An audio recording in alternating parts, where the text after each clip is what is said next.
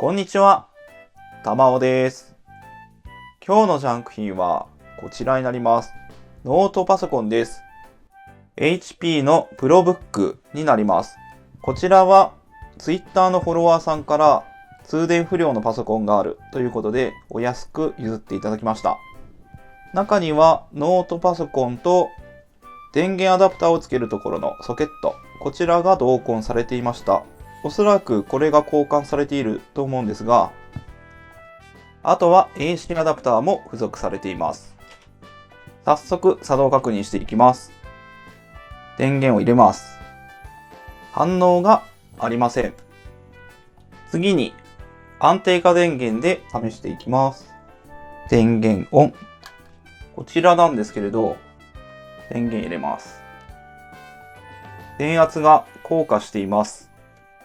19V 投入するんですが、電圧が 2.9V まで下がりますので、電源回路の短絡が考えられます。早速分解していきます。ビスは何箇所かすでに外されています。残っている分を外していきます。ハードディスクにバッテリー、メモリが装着されていません。こちら AC アダプター直下のプラスラインはショートしていません。基板を外していきます。取れました。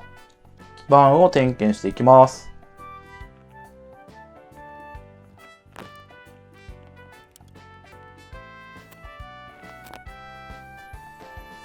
それでは電源を入れてみます。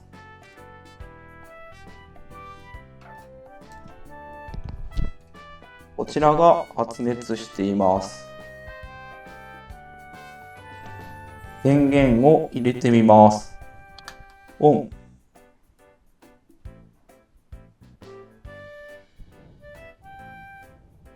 ちらの温度が上がっています。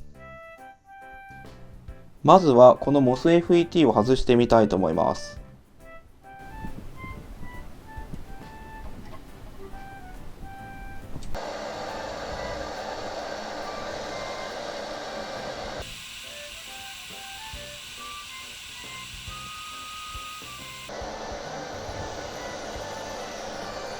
はい、取れました。MOSFET を交換しても変わらずでした。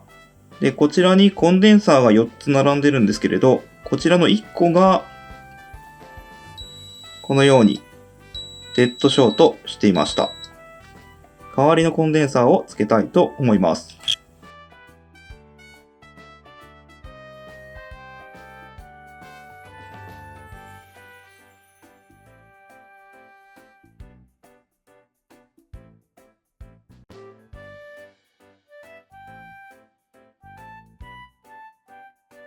点検していきます。ショートは解除されています。安定化電源をつなげましたが、電圧はしっかり出ていて、ショートは解消されています。それでは組んでいきたいと思います。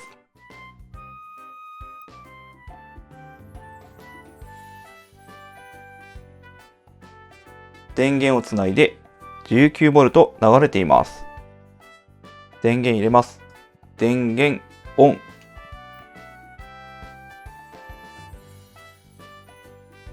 来ました。それでは SSD 等をつけて本組みしていきたいと思います。無事に Windows をインストールすることができて、Windows 10 Home デジタルライセンスも認証されています。HP ProBook 第8世代の Core i5。このちっちゃいコンデンサーだけでパソコンが起動しない状況でした。弾をですね、しばらく動画を出していませんでした。申し訳ありません。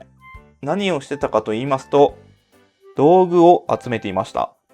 前の道具では結構限界を感じてしまっていた部分があって、工具を集めました。アテンのヒートガン、イーキンスのデジタル顕微鏡、安定化電源は前から持っていたものです。ショート点検専用の安定化電源、テスタープローブを当てれるようなもの、あとはサーモグラフィーです。結構機材も充実したので、ノートパソコンや他のもの修理していきたいと思います。本日の動画は以上となります。ご視聴ありがとうございました。良かったなと思った方はチャンネル登録してくれると嬉しいです。